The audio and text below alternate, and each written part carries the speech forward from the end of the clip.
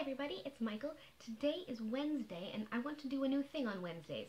There is one day in the year where we specifically take time to think about the way that women have affected our world history, and considering the fact that 50 to 51% of the people in the world are women, I feel like that's a bit of an oversight.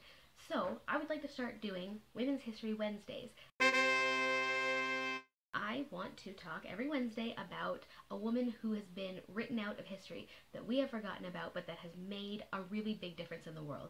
And because there's a lot of world in the world, I'm going to be going down the continents alphabetically. The first continent is Africa, and today I want to talk about Queen Nzinga, who was a complete badass and saved a lot of her people from what would have been a lifetime of slavery, and was a key factor in the fact that Angola remained independent, unintegrated into a European colony in Africa until the 19th century. First things first, stats over there. Those are the things you need to know about her that you will forget about, the unimportant things that would be on a test if you were in a history class. I apologize sincerely if I mess up pronunciation throughout this video. I have done some research into how to pronounce these place names and people's names. However, there's a lot of mixed information and I hate mispronouncing things, and if I do that, please let me know in the comments so that I can stop doing it. That would be super. Nzinga has two stories. She has the white person story that was told by the Portuguese to all of the other Europeans, and then would probably be, if you were learning about her in a history class, the stuff that you would learn. And then a story that is actually told by people who live in her culture and were closer to her and understood her motives better. So I'm going to be telling a little bit of both, but the second story is probably where it's at. I feel like, there's a little bit of lie and a little bit of truth in every story. That's how stories work, but I feel like the second one is probably going to be our go-to. This chick was brilliant and awesome. She was infamous for having a harem of hot guys that she could just, bang whenever she was bored. She had an elite group of Dutch riflemen at her beck and call. All of that being said, because of who her parents were, she really spent her entire life fighting for the legitimacy that she needed to help her kingdom and the people who she ruled over. And that struggle really characterized a lot of her life. We don't know exactly when she was born because birth records is not really a thing. Let's start at the beginning. Queen Nzinga was born. Before she was Queen Nzinga, Nzinga was born. When she was born, she had the umbilical cord wrapped around her neck, and while now that's scary, then it was a symbol for strength and vitality and courage and power and other awesome things. And the midwife told her mother, this girl is going to be a queen someday. I think that's cool. Her father also thought it was cool, and he really took that to heart. Took his daughter under his wing, took her along for battle campaigns, took her along when he was training his army. She got a really, really amazing education in how you run a kingdom, how you run an army, how you lead men into battle. All of that being said, when her father died, it was her brother who became king next. The culture that she was born into, when a monarch dies, it's not a familial succession. The person who's going to be taking over the throne next actually needs to be voted on. So that person needs to be likable, they need to be well known, all of the things that any candidate would have to be now. And her father really set up her older brother to be that person. That son, however, not so good at the kingdom-ing, the kinging, the Angola-ing. Then the Portuguese showed up. So let's talk a little bit about the slave trade. We'll get a little background information here. A lot of times when the slave trade is represented to children in Western schools, it's sort of like this idea where like a bunch of Europeans just showed up somewhere in Africa, just like took a boat, showed up, caught a bunch of people, and took off. And it didn't work that way at all.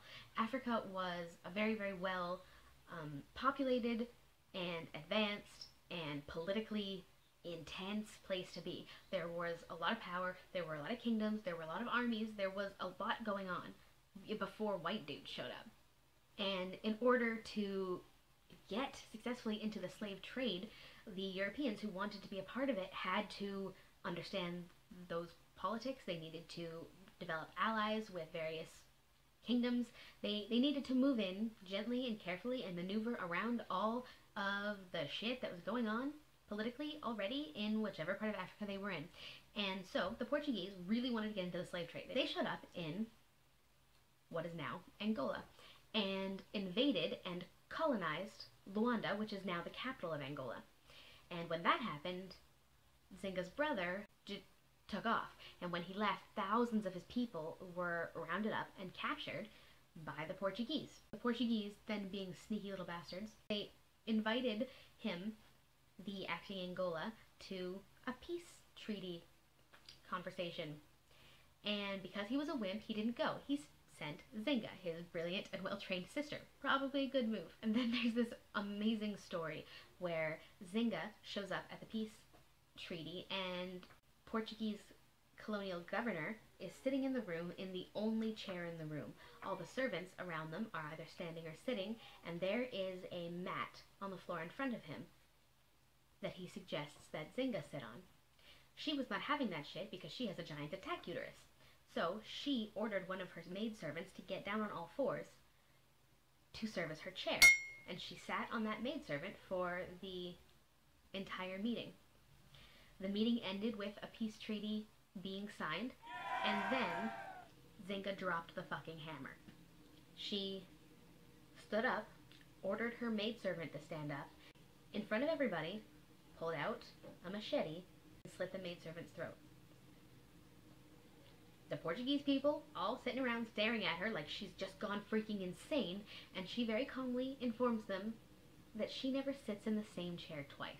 Politically brilliant, because now these guys are terrified of her.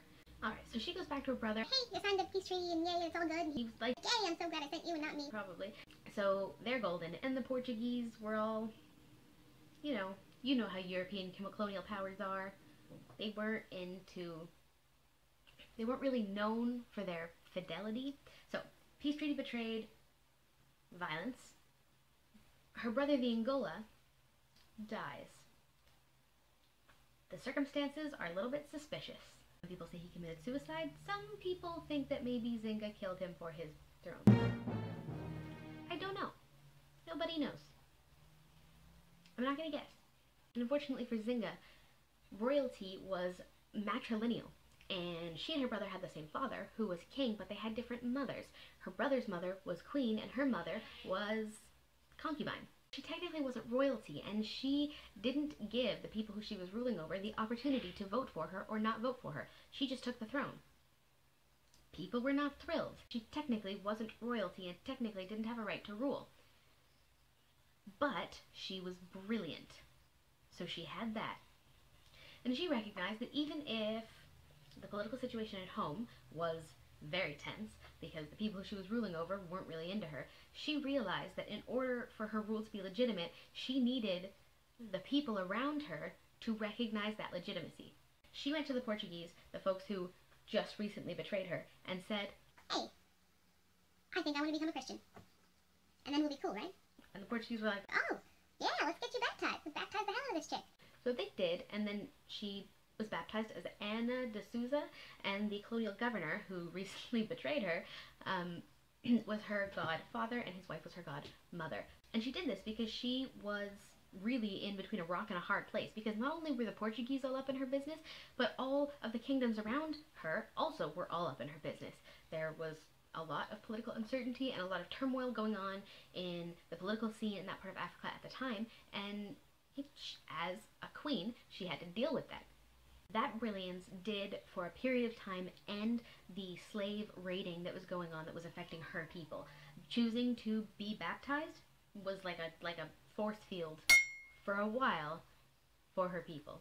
Then the scheming schemersons, who were calling the Portuguese, were scheming schemersons and invaded again. And this time she had kind of showed her hand. She didn't have anything left, and she hightailed it out of there just like her brother did. However, she didn't just take off. She was looking for another foothold. So she went to the neighboring kingdom, Matamba, and captured their queen, and then took the kingdom over and named herself monarch. This was politically contentious. It's like, you're not even one of us. Why are you our queen now? But at this point, she was dead set on kicking the Portuguese out of her business. They would not leave her alone. They were like that angry wasp at the picnic, and she was going to squash them, but she couldn't yet. So she started to build her martial forces. She did this by saying to slaves who were able to escape, anybody who escapes, come hang out with me, you can be in my army, you'll be completely free. So people took her up on that. And she also reached out to the Dutch, and don't let anybody tell you that flattery doesn't get you what you need, because it really, really can. She embarked on what was the first European and African alliance against another European country by reaching out to the Dutch and flattering the shit out of them. What she said to the Dutch was, I want to ally with you because you're so just and so polite, and not with those nasty Portuguese assholes. They are haughty and proud. Nobody wants that business. I want to hang out with you. and the Dutch were like, Okay. and together they took on the Portuguese and started what was a 30-year-long war with the Portuguese and Nzinga, with her giant attack uterus, until she was 70, was still personally leading her troops into battle, machete raised, ready to kick some ass. In 1647, she, with her Dutch buddies, effectively defeated the Portuguese army. The following year, the Portuguese army defeated the Dutch army, and that game was kind of over. But Nzinga knew what was going on. She accepted that loss, retreated back to Matamba, and started developing it as this incredible trade center.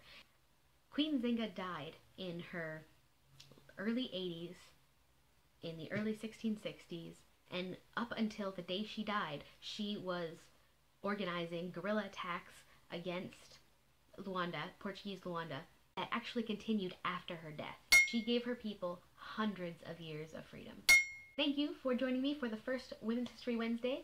So have a fantastic morning, afternoon, evening, or night, and I will see you lovely people tomorrow. She gave her people hundreds of years of freedom.